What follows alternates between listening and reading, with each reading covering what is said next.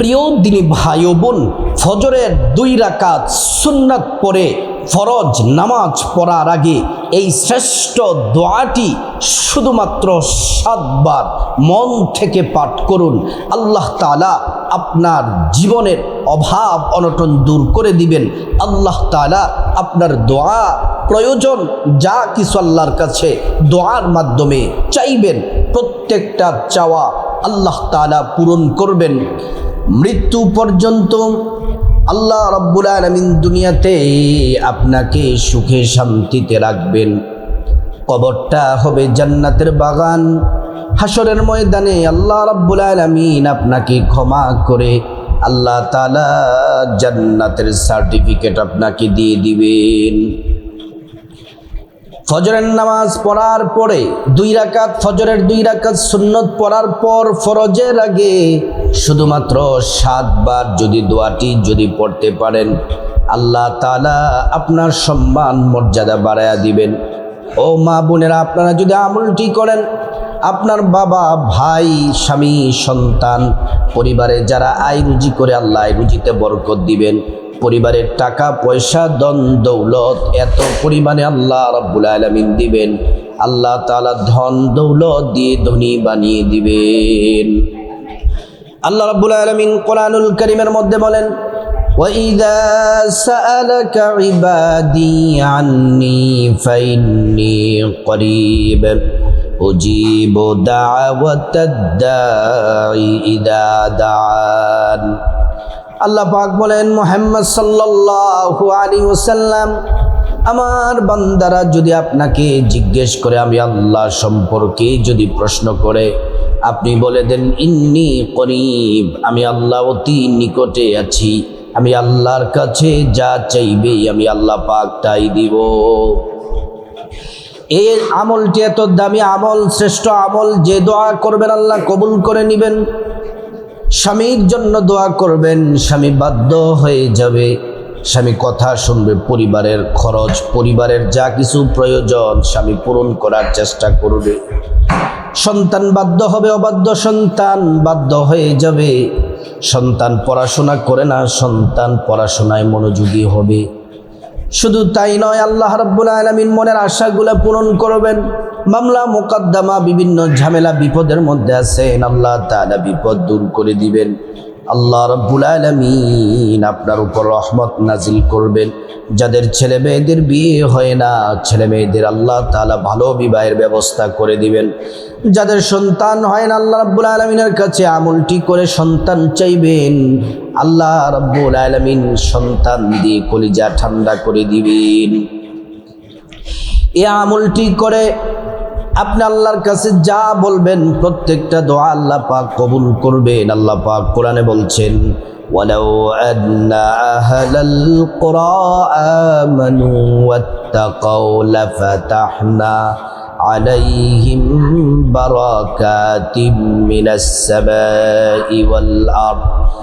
ঈমানদাররা শুনে নাও, যে ঈমানদার নারী পুরুষ আল্লাহর প্রতি পরিপূর্ণ ঈমান আনে, আল্লাহকে বিশ্বাস করে, আল্লাহকে বিশ্বাস করে করে ইবাদত করবে, বন্দেগী করবে, আমলগুলা করবে, আল্লাহ রাব্বুল আলামিন বলেন, ফাতাহনা আলাইহিম বারাকাতিম মিনাস সামাই ওয়াল আরদ।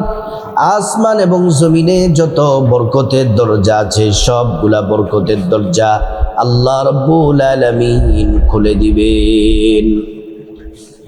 আল্লাহ তাআলা কোরআন শরীফের আরেক জায়গায় বলেন, ওয়ালিল্লাহি খাযাইনুস সামাওয়াতি ওয়াল আরদ।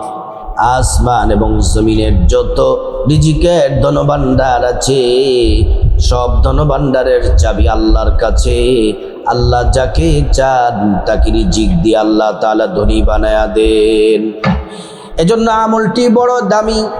ফজরের নামাজ, ফজরের 2 রাকাত সুন্নতের পরে তারপর ফরজের আগে এই আমলটি, শ্রেষ্ঠ দোয়াটি মন থেকে 7 বার পড়বেন। নামাজ বড় দামি ইবাদত। শুধু ফজরের নামাজ কেন, 5 ওয়াক্ত নামাজ পড়ার জন্য আল্লাহ তাআলা কোরআন শরীফের 82 জায়গার মধ্যে আল্লাহ তাআলা নির্দেশ দিয়েছেন। আল্লাহ কোরআনের মধ্যে ৮২ জায়গায় বলেছেন, বান্দা সালাত কায়েম করো, নামাজ পড়ো, নামাজ পড়ো। কোরআন শরীফ আল্লাহ পাক বলেন, ইন্নাস সালাতা তানহা আনিল ফাহশাই ওয়াল মুনকার, নিঃসন্দেহে সালাত সমস্ত অশালীন, সমস্ত মন্দ কাজ থেকে নামাজ ফিরিয়ে রাখবে। যত অন্যায় করেন, যত অপরাধ করেন, যাই করেন না কেন, নামাজটা পড়বেন, নামাজ ছাড়বেন না। একদিন আপনার অন্যায় অপরাধ থেকে নামাজ আপনাকে বের করে নিয়ে আসবে, নামাজ আপনাকে বিরত রাখবে। রাসূলুল্লাহ সাল্লাল্লাহু আলাইহি ওয়াসাল্লাম বলেন, আউয়ালু মা ইউহাসাবু বিহিল আবদু ইয়াউমাল কিয়ামাতিস সালাহ, কিয়ামতের ময়দানে আল্লাহ রাব্বুল আলামিন বান্দার প্রথমে নামাজের হিসাব নেবেন। যে নামাজের হিসাবটা সুন্দরভাবে দিতে পারবে, যার নামাজের হিসাবটা ভালোভাবে দিতে পারবে, আল্লাহ রাব্বুল আলামিন তার কাছ থেকে অন্য কোনো হিসাব আর নেবেন না। অন্য হাদিস আল্লাহর নবী বললেন, যে ব্যক্তি হাসরের ময়দানে আল্লাহর কাছে তার নামাজের হিসাবটা দিতে পারবে, আল্লাহ তাআলা একজন ফেরেশতা বলবেন, ডেকে বলবেন, ও আল্লাহর বান্দা, তুমি সফল হয়ে গেছো, তুমি কামিয়াব হয়ে গেছো। এজন্য নামাজ পড়বেন, ফজর, জোহর, আসর, মাগরিব, এশা পড়বেন। নামাজটাকে কোনোভাবেই ছাড়া যাবে না। প্রিয় নবী সাল্লাল্লাহু আলাইহি ওয়াসাল্লাম বললেন, যদি তোমাদের বাড়ির সামনে, ঘরের সামনে যদি নদী থাকে, পুকুর থাকে, সেখানে যদি তোমরা দৈনিক 5 বার গোসল করো, তোমাদের শরীরের মধ্যে কোনো ময়লা থাকবে কি? সাহাবায়ে কেরামরা বললেন, ইয়া রাসূলুল্লাহ, একবার গোসল করলেই তো ময়লা থাকে না, আর 5 বার গোসল করলে ময়লা থাকার কোনো সম্ভাবনা নাই। নবীজি বলছেন, তাহলে শোনো শোনো, যদি তোমরা 5 ওয়াক্ত নামাজ পড়ো, আল্লাহ তাআলা তোমাদের আমল নামায় একটা গুনাহ আল্লাহ রাব্বুল আলামিন রাখবেন না। এজন্য 5 ওয়াক্ত নামাজ পড়তে হবে। যারা 5 ওয়াক্ত নামাজ পড়বে, তারা আল্লাহর পেয়ারা বান্দা, আল্লাহর কাছে তারা যা চায় আল্লাহ তাআলা তাদের দোয়াগুলা কবুল করেন। ফজরের নামাজ পড়ার জন্য ঘুম থেকে জাগবেন, কারণ আমলটি ফজরের নামাজ, ফজরের নামাজের 2 রাকাত সুন্নতের পর আমলটি করতে হবে। মুয়াজ্জিন সাহেব যখন ফজরের সময় আজান দিবে, ঘুম থেকে জাগবেন। ঘুম থেকে জেগে প্রথমে সুন্দর করে ওযুটা করবেন, কারণ ওযু করা ফরজ। আল্লাহ কোরআনে বলছেন, ইয়া আইয়ুহাল্লাযীনা আমানু ইযা কুমতুম ইলাস সালাহ, ও ঈমানদারেরা, তোমরা নামাজে দাঁড়ানোর আগে তোমরা ওযু করে নাও, নামাজে দাঁড়ানোর আগে তোমরা ওযু করে নাও। ওযুটা নবীর তরিকা মতো সুন্দর করে ওযুটা করবেন। ওযু করার শুরুতে পড়ে নিবেন, বিসমিল্লাহির রহমানির রহিম। ওযুটা সুন্দর করে করলে আল্লাহ তাআলা 2টা পুরস্কার দিবেন। 1 নাম্বার পুরস্কার হলো ওযুর পানির সাথে গুনাহগুলা সব ঝরে ঝরে পড়ে যাবে। 2য় নাম্বার পুরস্কার হলো আল্লাহ রাব্বুল আলামিন হাসরের ময়দানে ওযুর অঙ্গ প্রত্যঙ্গগুলার মধ্যে আল্লাহ তাআলা নূর দিয়ে দিবেন, নূরে চমকাতে থাকবে। প্যারা নবীজি সাল্লাল্লাহু আলাইহি ওয়াসাল্লাম আমাদেরকে দেখেই চিনে ফেলবেন, আল্লাহর কাছে নিয়ে যাবেন, সুপারিশ করে আল্লাহর জান্নাতে পৌঁছে দিবেন। ওযুটা যখন শেষ, পশ্চিম আকাশের দিকে তাকিয়ে আঙ্গুলটা উঁচু করে একবার কালিমায়ে শাহাদাত পড়বেন। কালিমায়ে শাহাদাত, আশহাদু আল্লা ইলাহা ইল্লাল্লাহু ওয়াহদাহু লা শারীকা লাহ ওয়া আশহাদু আন্না মুহাম্মাদান আবদুহু ওয়া রাসূলুহু। কালিমায়ে শাহাদাত পড়লে কি হবে? আল্লাহ তাআলা জান্নাতের ফেরেশতাদেরকে বলেন, ও জান্নাতের ফেরেশতারা, জান্নাতের গেটগুলা খুলে দাও, দরজাগুলা খুলে দাও। আবার বান্দারা যে দরজা দিয়ে মনে চায় সে দরজা দিয়ে জান্নাতে প্রবেশ করবে। আর জান্নাতের নাজ নিয়ামত ভোগ করবে। সুবহানাল্লাহ। তারপরে ফজরের 2 রাকাত সুন্নাত পড়বেন। ফজরের 2 রাকাত সুন্নাত বড় দামি। কতটা দামি? নবীজির প্রিয়তমা স্ত্রী আম্মা জান আয়েশা সিদ্দিকা রাদিয়াল্লাহু আনহা বলেন, নবীজিকে ডেকে বললেন, ইয়া রাসূলুল্লাহ, ফজরের নামাজের ফজিলত সম্পর্কে আমাদেরকে অবহিত করেন। নবীজি বললেন, আয়েশা, ফজরের নামাজ যদি কেউ পড়ে, আল্লাহ রাব্বুল আলামিন তার জিম্মাদার, তার দায়িত্ব গ্রহণ করেন। আয়েশা রে, শুনে নাও, ফজরের 2 রাকাত সুন্নাত যারা পড়বে, ফজরের 2 রাকাত সুন্নাত এত দামি, এত দামি, গোটা দুনিয়া থেকেও, গোটা দুনিয়া যা কিছু আছে সব থেকে দামি হলো ফজরের 2 রাকাত সুন্নাত। ফজরের 2 রাকাত সুন্নাত পড়ার পরে তারপরে জায়নামাজের মধ্যে বসে যাবেন। ফরজ পড়ার আগে আমলটা ফজরের 2 রাকাত সুন্নাত পড়ার পর 2 রাকাত ফরজ নামাজ পড়ার আগে মাঝখানের সময়টাতে আমলটা করতে হবে। জায়নামাজের মধ্যে বসে প্রথমে 7 বার একটি দুরূদ পড়বেন। এই দুরূদ শরীফটি এত দামি, এত শ্রেষ্ঠ দুরূদ, আল্লাহ তাআলা এই দুরূদ পড়লে 70 জন ফেরেশতা পাঠায়া দেন। এই 70 জন ফেরেশতা 1000 দিন টানা প্রতিযোগিতার সাথে আপনার আমল নামায় নেকি লিখতেই থাকে। একবার দুরূদ পড়লে 10টি গুনাহ মাফ হয়ে যায়, 10টি নেকি পাওয়া যায়, 10টি মর্যাদা আল্লাহ তাআলা বাড়ায়া দেন। শুধু তাই নয়, দুরূদ পড়লে 10টি মর্যাদা বেড়ে যায়। এই দুরূদ শরীফ যদি পড়েন, এই দুরূদ পড়লে নবীজির রওজা মুবারকে দুরূদ পৌঁছে দেওয়া হয়, আমাদের নাম ঠিকানা বলে দেওয়া হয়। নবীজি সাল্লাল্লাহু আলাইহি ওয়াসাল্লাম খুশি হয়ে যান আর আল্লাহর কাছে আমাদের জন্য কল্যাণের দোয়া করেন। এই দুরূদ শরীফটি হলো 7 বার পড়বেন। জাযাল্লাহু আন্না মুহাম্মাদান মা হুয়া আহলুহু, জাযাল্লাহু আন্না মুহাম্মাদান মা হুয়া আহলুহু, জাযাল্লাহু আন্না মুহাম্মাদান মা হুয়া আহলুহু। 7 বার এই দুরূদ শরীফটি পড়ার পর, তারপর 7 বার দুরূদ শরীফটি পড়ার পর শ্রেষ্ঠ একটি দোয়া পড়বেন, যেই দোয়াটিকে আল্লাহ ভালোবাসেন, যেই দোয়া পড়লে আসমান জমিনের মধ্যবর্তী খালি জায়গা আল্লাহ নেক দ্বারা ভরপুর করে দেন। যেই দোয়া পড়লে আল্লাহ রাব্বুল আলামিন হাসরের ময়দানে মিজান পাল্লা, নেকের পাল্লাটা ভারী করে দিবেন।